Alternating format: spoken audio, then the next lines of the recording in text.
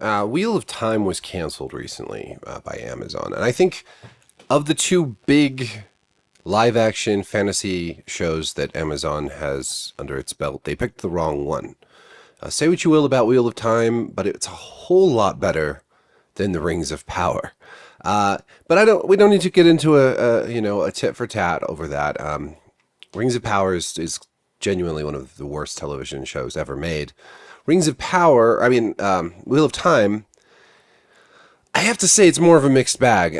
Partly this is because I am not as deeply attached to the source material as I am to Lord of the Rings and all of Tolkien's work. I am actually only, I'm almost finished with the fourth book of Wheel of Time by Robert Jordan. That's been one of those series that I never got into. And so part of this discussion I'm going to have is based on the fact that I am not a hardcore Wheel of Time fan.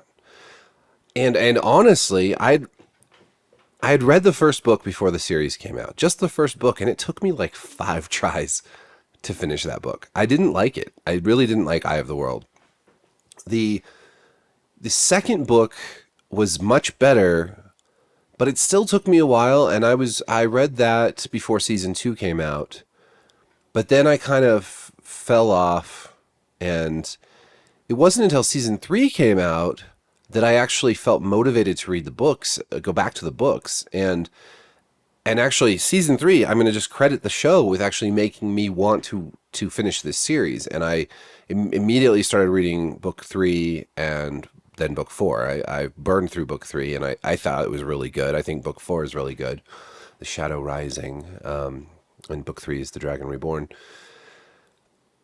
So I've read enough now to get a handle on a lot of the changes. Like, I could tell in season 1 that there were a lot of changes because that largely follows the first book. And by the, where I'm at in the fourth book, I can tell, obviously there's a ton of changes. There's so many changes made to the show that are very perplexing and weird. But here's the thing. I thought season 3 was on its own merits. If it had just been a generic fantasy show, I think it would be quite good. Now, I can't say the same for Rings of Power. Rings of Power, as a generic fantasy show with no ties to Tolkien, is still dog shit. It's really, really bad. But season 3 of Wheel of Time, setting aside the changes made from the books, does a lot of stuff right. I think the cast finally sort of comes into their own. I think that the special effects are better. There's still some rough spots, but I grew up on cheesy fantasy shows well, I never really got into Xena Warrior Princess that much, but that era, that kind, like B quality, C quality, even sometimes fantasy was like, so I don't really care about the special effects as much. I'm much, much, much, much, much more concerned with the story, with the script, with the casting. And I think that there's some flubs with casting in Wheel of Time, but a lot of the cast really strengthened their understanding of the role. And like Perrin, I thought the actor who plays Perrin did a really great job in season 3. I thought Rand was actually quite excellent casting, and really all the main cast. Except I never really grew. Nynaeve never really grew on me, but I like Egwene, and most of the other cast I thought is really pretty spot on. And obviously there were some problems with casting. It's weird that the Two Rivers people, the Manatharan Old Blood, it's weird that they are so diverse because Rand is supposed to stick out like a sore thumb. It's not weird to have diversity in the Wheel of Time because lots of these locations are bustling metropolises, which would have a lot of diversity. So I think overall having a diverse cast makes a ton of sense in this show, but specifically having so much diversity in this backwater village that's supposed to be very kind of racially uniform was weird. And I feel like it's these little things that the show didn't quite understand, especially in the beginning, and that's of course when most of the casting took place, in the beginning. But I feel like a lot of mistakes were made early on, and then those mistakes sort of snowballed into bigger problems down the road. Because when you make changes, it's the whole butterfly effect. It's what George R. R. Martin was talking about with House of the Dragon season 2. You make a little change early on, and that has a major snowball effect down the road. So by the time we get to season 3, which is the best of the 3 seasons by far, and was, I thought, quite entertaining. Like they were like all 75-minute episodes. They were like little movies, and quite enjoyable. There were still so many big changes that you just kind of roll your eyes at some points. And some stuff was left out that I really don't understand, like, like the whole Tyr section where he goes to get the sword, Caledorn, if I'm saying that right. I mean, that's a major part of book 3. It's like the whole point of book 3, and it's just pretty much gone. I don't know if they were going to try to do that out of order or what. And they smush stuff together. And now, people say, when I say, okay, you have to make changes for the TV adaptation, you just have to with a 14, 15 book series. There's just too much. There's way too much. And I think it's okay to cut stuff. I think it's really, really, really definitely okay to cut stuff from Robert Jordan's material, because it's just, sometimes it just goes on and on and on. I mean, if they put every braid tug into the show, it would just have been like all braid tugging. But I think it's okay to cut when you have, because you have to be able to fit all this content into 8 episodes. You have to cut, but you have to be very careful with what you cut. And so then when you add, it becomes such a strange flex on the part of the writers and showrunner. Like, why are you adding to a story that's way too long to begin with when you've been forced to cut so much? Like, why not? The focus, an adaptation is like a translation, right? And the point of a translation isn't to get word for word, one-to-one translation. I'm just using the word that you're not trying to like capture every word identically. You're trying to convey the meaning of what is being said. And so in an adaptation of a book to a TV show or a book to a movie, you have to root out what's the point of this book? What are the main story beats? What is the theme? Who are these characters? How do we translate them to screen in a way that's faithful, even though we know we have to cut?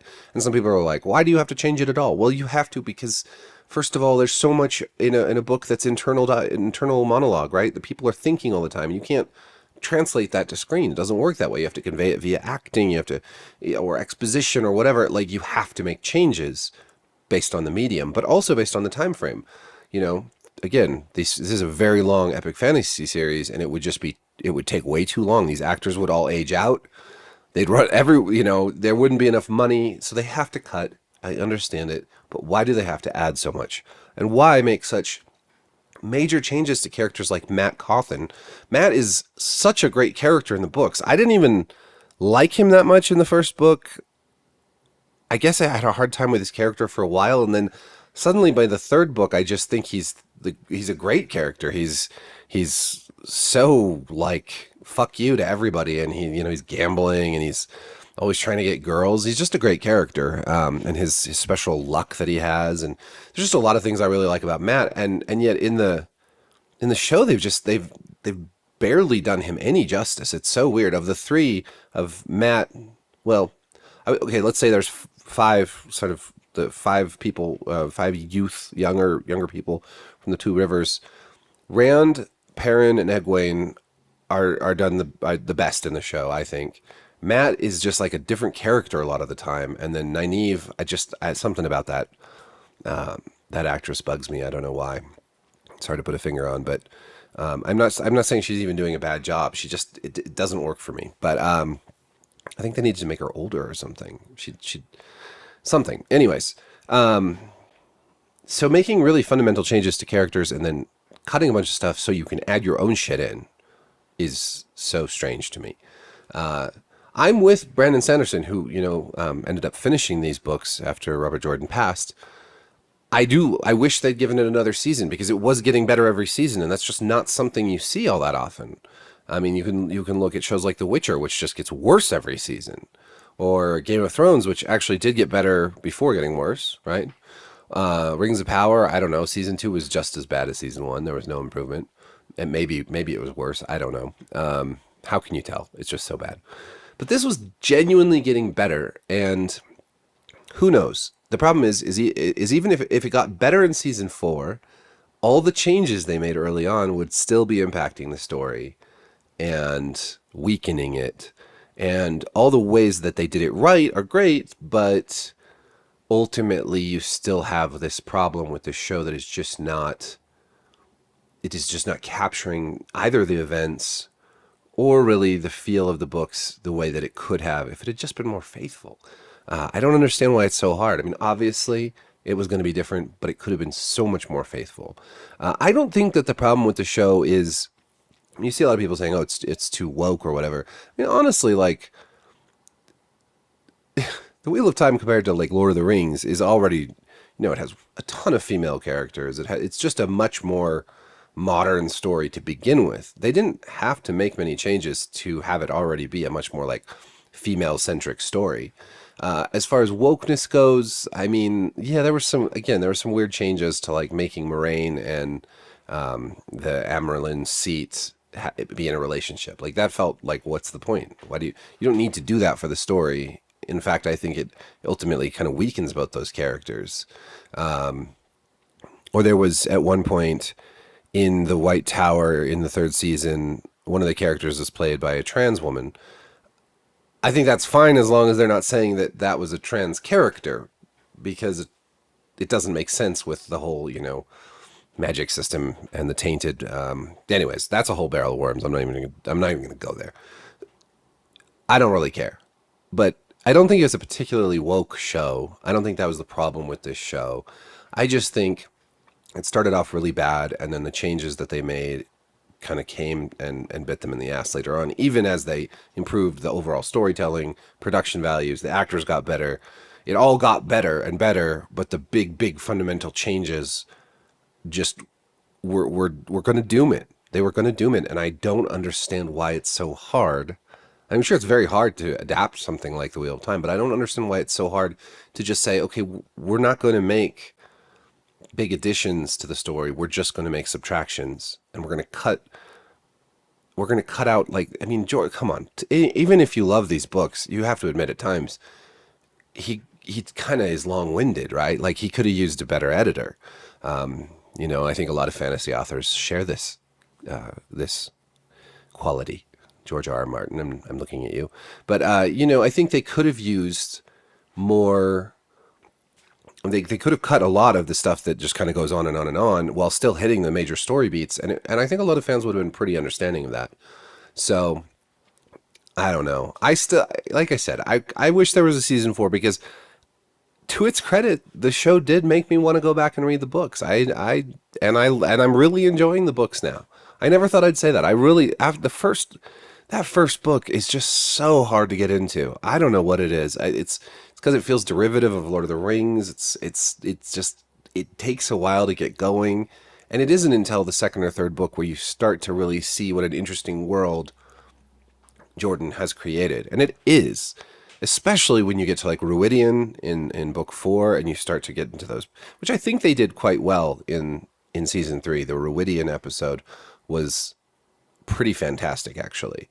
If the whole show had been as good as that episode, this would have been a hell of a fantasy series. But ultimately, I'm left with mixed feelings. I don't like to see anything get canceled. I don't want to see Rings of Power get canceled, because it's too much fun to make fun of that show. Like to the bitter end, baby. I want it to keep going. I don't want these shows to get canceled, because I enjoy discussing them. I enjoy finding what works, what doesn't work. Wheel of Time was kind of a great example of a show that did do some things right, especially as it got going. And it's cool to be able to kind of look at what those things were. Like, again, like I think the actors really, really settled into their roles. I think some of the battle scenes were quite good, much better than Rings of Power. And I just think the overall writing, the dialogue was much better. But then you have to also look at what didn't work and where it failed. And most of that, unfortunately, is just the big changes from the source material. Anyways, that's my take. I know it's much more popular to just shit all over Wheel of Time, but I genuinely think it had some stuff going for it, and I am genuinely bummed out that it is not getting a fourth season. And that's what Brandon Sanderson, I'm kind of right there with him. He is also bummed it's not getting a fourth season. and he wrote several of the books, so I feel like I'm in pretty good company there. And when are we going to get an adaptation of some of his stuff? Mistborn or the whatever his other series. That's when I need to. I can't think of what it's called, but with the light eyes and the dark eyes and all that. I don't know why I can't think of it, but I read 3 of those, I think, and then I fell off, and now I'm way behind, and I feel like I have to start all those from the beginning again. So it's very daunting and intimidating because they're super long, and now I kind of feel like I should just wait till they're all out now and then read it from the beginning instead of trying again. But anyways, okay, that's all I have to say. Blah, blah, blah, ramble, ramble, ramble. Let me know what you think of the show, of the books, whatever, of adaptations in the modern era. Down in the comments. Thank you for watching. Like, subscribe, hit the notification bell. Peace. And maybe like a wheel or two, eye of the world, some weird voodoo. Why can't we just get an adaptation that doesn't change the meaning or the situation? All we need is a true translation, not these vampire writers with their own creation. All we need is time.